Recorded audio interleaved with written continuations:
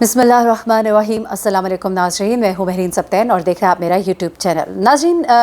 DSP Shahwani जो कि इस केस को देख रहे हैं, इन्वेस्टिगेशन ऑफिसर है, और जिस तरह से इस केस को जानते बूझते ख़राब किया गया, बड़ी माजरत के साथ शुरू में मैं सिंध पुलिस की बड़ी तारीफ़ करती रही, शैला रज़ा साहिबा की मैंने बड़ी तारीफ़ की। मैंने कहा कि बिलावल जो है वो इस तरह के केसेस को बड़ी इंपॉर्टेंस देते हैं, लेकिन हमने देखा कि जैसे उनके आईजी को शो कॉज नोटिस मिला, उनके आईजी को हटाया गया। वो आईजी जो उनका मनपसंद था, जिसको कि वो चाहते थे कि वो वहाँ पर रहे, उसके हटाए जाने के बाद से ही रवैया सिंध हुकूमत का एकदम से तब्दील होना, और उसके बाद जब 3 इन्वेस्टिगेशन ऑफिसर तब्दील होते हैं और ये जो डीएसपी शाहवानी साहब को इस केस के ऊपर लगाया जाता है, उनका मुसलसल एक बायस्ड रवैया,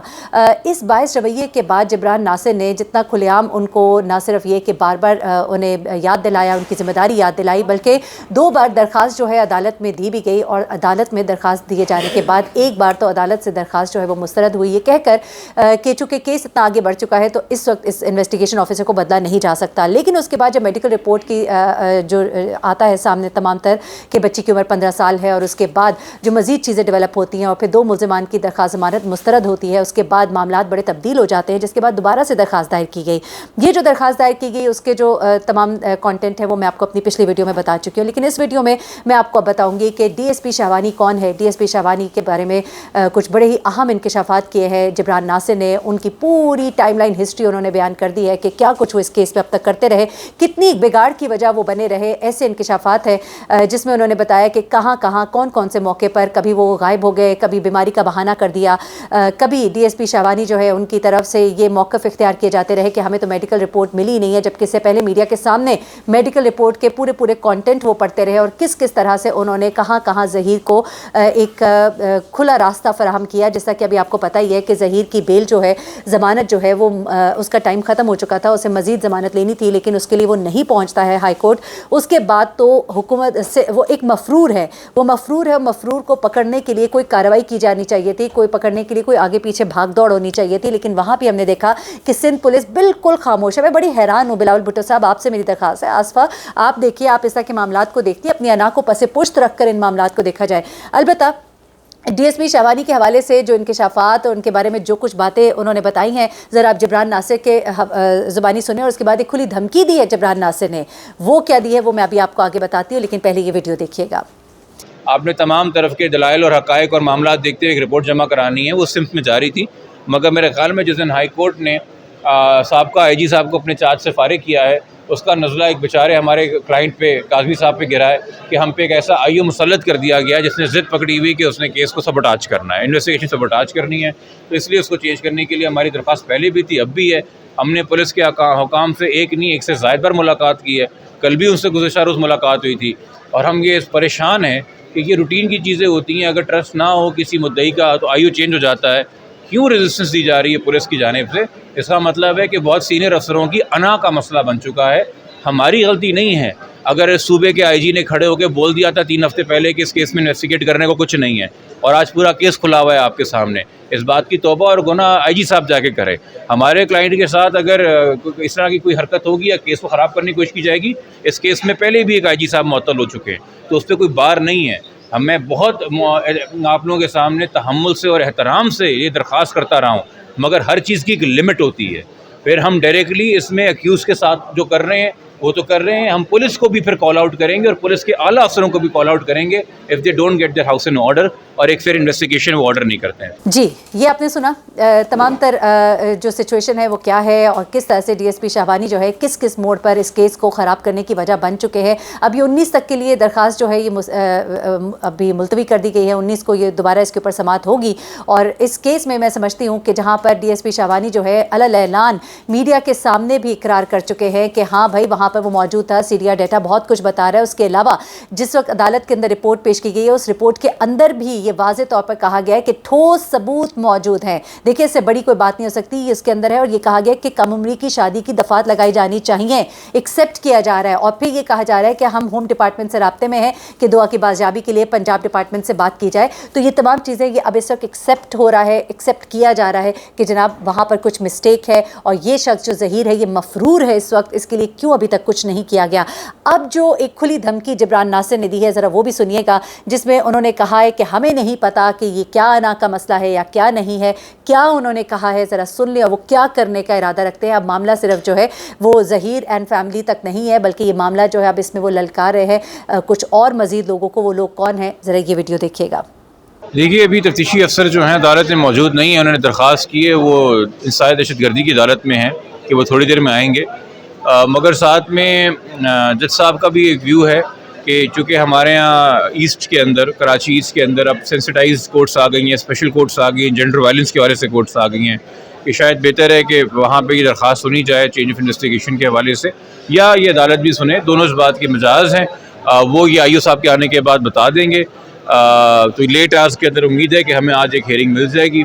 हमारे जो खदशात हैं वो अपनी जगह पहले भी मौजूद थे जब हमने लास्ट एप्लीकेशन दी थी IO को चेंज करने की, मगर उसके बाद जब मेडिकल बोर्ड ने हमारा मौक़िफ़ साबित कर दिया कि बच्ची अंडर एज है, और उसके बाद मीडिया के सामने 5 तारीख को खड़े होके मेडिकल बोर्ड के सारे कंटेंट्स पढ़ना, मगर 6 तारीख को IO का अदालत में आके बोलना कि जी मुझे तो पता ही नहीं मेडिकल रिपोर्ट में क्या है, मैंने तो मौसूल ही नहीं की है। या जब ये सारे सहूलतकार जिन्होंने पंजाब में छुपने में और पुलिस से फ़रार इख्तियार करने में मदद की थी ज़हीर की, उनका जब रिमांड था 9 तारीख को, 9 जून को, तो IO का उस दिन पुरस्कार तौर पे बीमार होकर ना पेश होना और मेमो ऑफ अरेस्ट भी ना जमा कराना और इंटेरोगेशन रिपोर्ट भी जमा ना कराना, जिससे ज़ाहिर हो रहा था कि पूरी की पूरी गिरफ्तारी गैर कानूनी, जिसकी वजह से उन 10 लोगों को डिस्चार्ज कर दिया गया। या IO साहब का इस कम उम्र की एज के आने के बाद भी मौक़िफ़ इख्तियार करना कि जी इस केस में इन्वेस्टिगेशन करने के लिए कुछ नहीं है। या 7 जुलाई को जब निकाह खां की बेल आर्ग्यू हो रही थी और हमने मौक़िफ़ इख्तियार किया कि जी निकाह खां तो मफरूर था, लाहौर का रहने वाला, कराची से गिरफ़्तार हुआ है, उस वक़्त IO का कोर्ट को मिसलीड करना और बोलना जी हमने तो लाहौर से गिरफ़्तार किया है,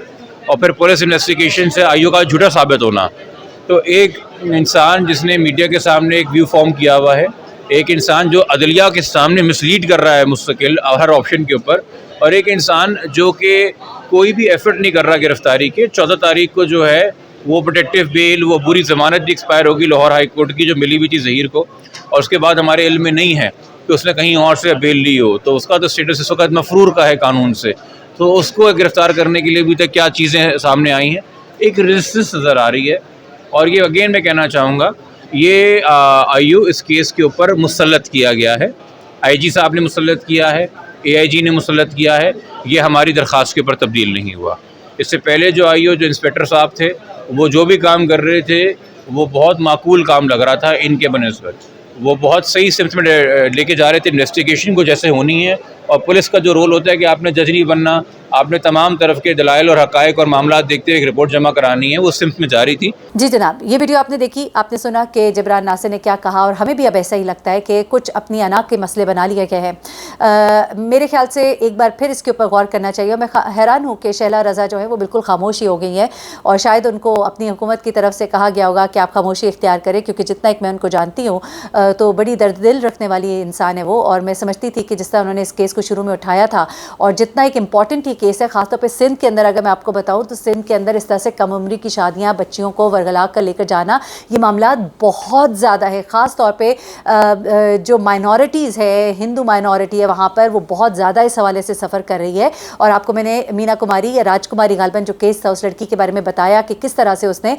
मुख्तलिफ़ जगहों पर वो मीडिया के ऊपर आकर ये कहती रही कि मैंने अपनी मर्ज़ी से मज़हब चेंज किया, मैंने पसंद की शादी की है। लेकिन उसके बाद जब उसकी मुलाकात वालिदैन से 1-2 घंटे की कराई गई, उसमें उसने रो रो कर अपने वालिदैन को बताया कि किस तरह से उसको ट्रैप किया गया था। तो ये केस भी हमारे सामने मौजूद है, जबकि वो लड़की जो है वो 22-23 साल की थी, और ये बच्ची जो है ये तो 14 साल की है। अगर इस लड़की को एक दफ़ा वालिदैन के साथ एक लंबी मीटिंग करने दी जाए, आपको याद होगा कि जिस वक्त मीटिंग कराई गई थी तो वहाँ पर भी किस तरह से पुलिस सर पे मौजूद थी। वो सफ़ेद कपड़ों वाले साहब जिनका काम है, जाहिर सी बात है उनकी ड्यूटी है, कि उन्होंने कहा कि क्योंकि हमें ये पता लगा था कि इनके घर वाले धमकियाँ दे रहे हैं कि हम 2000 को वापस नहीं जाने देंगे, इसलिए हमने सिक्योरिटी बड़ी टाइट कर दी थी। चले वो आपका मौक़िफ़ अपनी जगह, लेकिन माँ बाप के सर पे खड़े रहना और बिल्कुल आज़ादाना तरीके से माँ बाप को बेटी से बात ना करने देना, मैं समझती हूँ ये बड़ी ज़्यादती है, क्योंकि बच्ची पर माँ बाप से ज़्यादा किसी का हक़ नहीं है। वो भी माइनर बच्ची, वो अभी 18 साल की नहीं है। अब मेडिकल रिपोर्ट भी उसे 15 साल कह रही है, तो 15 और 18 में बड़ा फ़र्क है। एक बच्ची की जहनी नशोनमा, उसका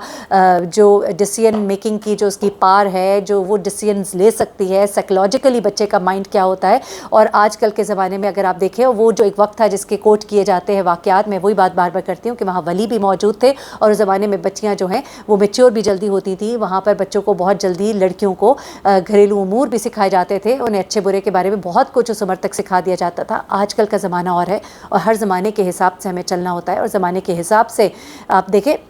शरीयत के बहुत से ऐसे मसाइल होते हैं जिनको ज़माने के हिसाब से समझने के लिए मुज्तहिदीन की भी ज़रूरत होती है, अल्लामा और मौलवियों की ज़रूरत होती है। वो बैठते हैं, आप उनसे अपने मसाइल पूछते हैं क्योंकि हर ज़माने के अपने अपने मसाइल और अपने अपने हालात व वाक़यात के मुताबिक उनके जवाबात होते हैं। तो इन चीज़ों को मद्देनज़र रखना होगा और मैं समझती हूँ कि बड़ी सही बात की है जबरान नासिर ने और बड़ी सही डायरेक्शन में इसका केस जा रहा है। इंशाल्लाह पूरी उम्मीद है कि ये केस जो है अब सही ये ऊँट जो है करवट बैठेगा इंशाल्लाह। मुझे महरीन सप्तैन को इजाज़त दीजिएगा, अपनी दुआ में मुझे भी याद रखिएगा, अपना बहुत ख्याल रखिएगा।